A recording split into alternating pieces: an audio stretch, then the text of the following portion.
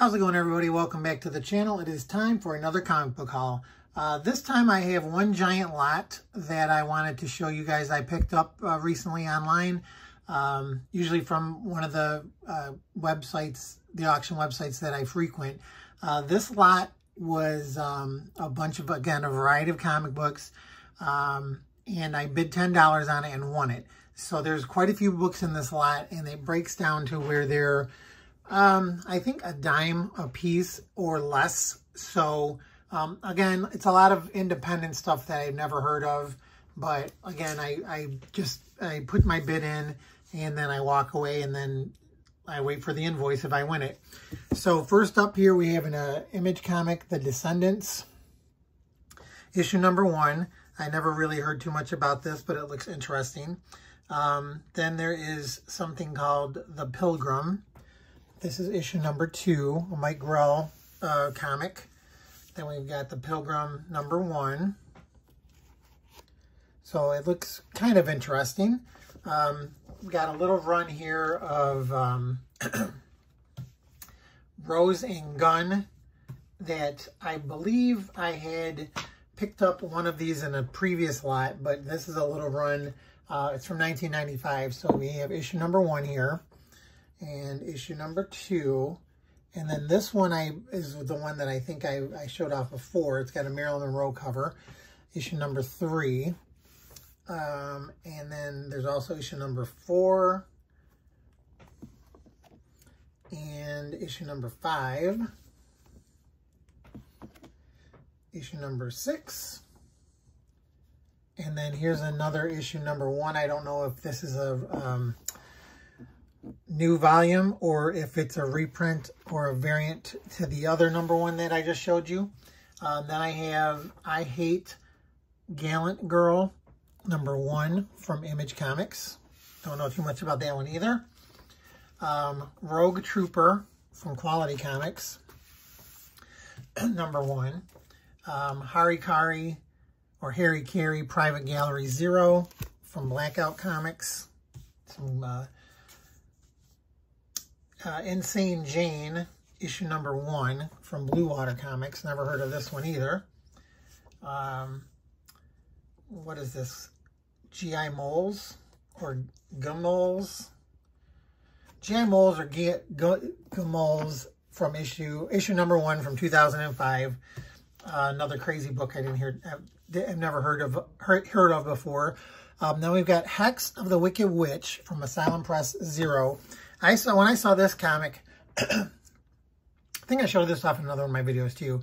This artist does a really good George Perez imitation. So I thought this was George Perez art, but it's a different artist. But it's pretty cool looking. Then we have from Spectrum Comics, The Guardian, number 1. Then what is this? This is called Paracops, Volume 1, number 1. This has got a wraparound cover on it. Artwork looks pretty good. Get rid of this pile here. So yeah, so I bid $10 on this whole lot. So you're going to see there's a lot of books in this lot here. Shades of Grey, Comics and Story number 1. Redeemers number 1 from 1997.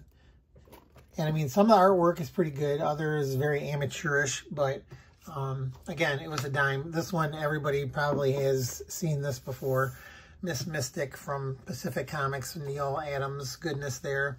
Lensman number 1 from Eternity Comics. Then we've got Love in Tights from SLG, another first issue. That's the other good thing about this. Even though they're like independents and stuff I never heard of, it's a lot of first issues, so that's always helpful. A lot of these series never even got past the first issue. So this one is called, what is this called? I think I mentioned this before in one of my videos too. When I buy these lots, some of these logos are just terrible. This one is Tohu Bohu, but it's a number 1 from New Breed Comics. And again, artwork's not too bad, semi-professional. Here's Harry Carey Manga Adventure number 1. a lot of these comics too, they got in the manga bandwagon and did their characters in manga versions. Like here, now this one, volume 1, number 1. This is Star Jongleur. Terrible name, terrible logo. Artwork's not too bad. Here is Lucky Bamboo presents. This has got an Amanda Conner cover on it, for goodness sakes. And I think that is a like tryout. It's got stories for all 3 of those characters there. Here's Dark Wolf number 1. This looks pretty cool, from Malibu, like an early Malibu comic. Here's Harry Carey, the beginning, number 1, or Harikari. Lethal Strike number 1, annual. The Searchers number 1 from Caliber Press. The Survivors issue number 1 from Burnside Comics. Steve Warren, I don't know, he did a lot of artwork in a lot of these independent comics. I don't know if he ever got into the big ones, like into Marvel and DC or not. Here's another Harry Carey, the beginning. Then we've got Eternal Romance number 1. Sparks, an Urban Fairy Tale. It's kind of cool. The Survivors number 1 again from Spectrum. And like the majority of these are black and white comics. So here, this is Talons with a Z. Sword and Sorcery dragon thing. And now here's Voodoo number 2 from Image with a nice Adam Hughes cover. Here's Talons number 1 again. Time to change these out. They're getting kind of thick.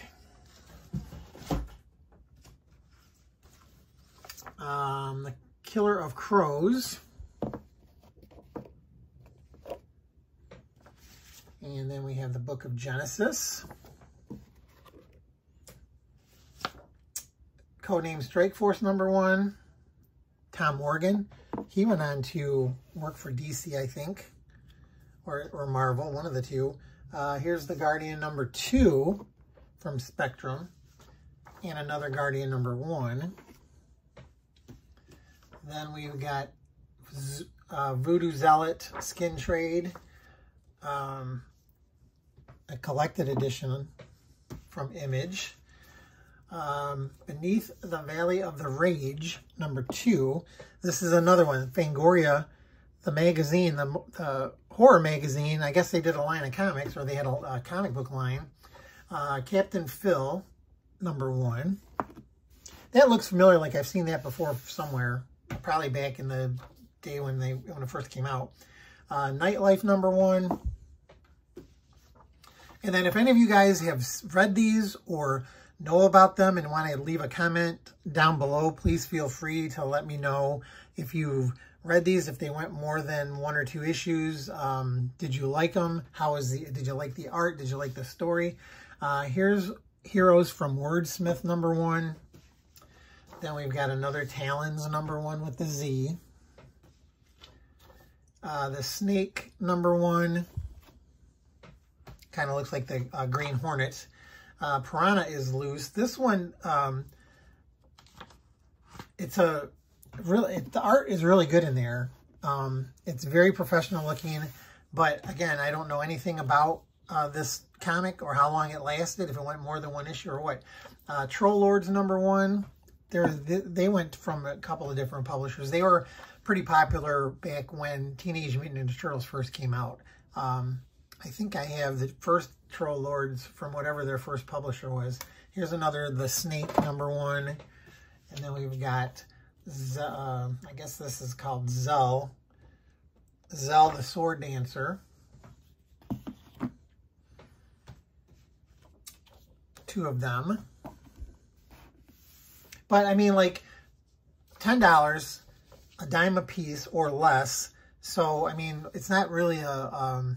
I didn't spend a lot of money for these, and then if one of them becomes super popular eventually someday, or I mean, just reading them and finding out that I like them, it's kind of cool. But then I'd be bummed that it didn't go any farther than the ones I have here. Here's a Spire Christian comic. There's a New World coming. Look out, everybody. Then here's Drifters #1. And then we've got another Voodoo. This is #4, but it's got another Adam Hughes cover. Fashion in Action from Eclipse Comics #1. I think I had that originally too back in the day.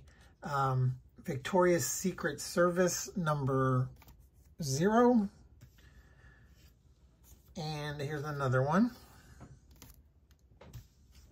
Then we've got, of course, Double Impact. What do we got here? We've got #3. And then this one is also #3, but it's a variant cover. So 2 #3s of that. And then we have Rough Raiders #1 annual from Blue Comics. And then it's signed by, I guess, the author, maybe, from 1995, because it says Stephen Hughes, but that does not look like a Stephen Hughes signature there. The Survivors #1 again, different #1. Then we've got First World #1. That looks kind of interesting too, some kind of science fiction-y looking thing going on there. So you can see it's really a crazy variety of books here. Crimson Nun #1. I think I have one of these already too. The Hammer Keo, the Hammer Kid, excuse me, this 00. And again, a lot of these publishers I never heard of either. Here's Warp Graphics Annual #1, some ElfQuest stuff going on there. Then we've got Aztec Ace special first issue.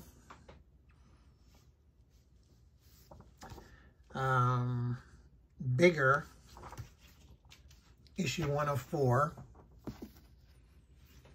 And then here's Bigger #1. So I don't know too much about those either. Then we've got Broken Halo. Is this a Tim Vigil?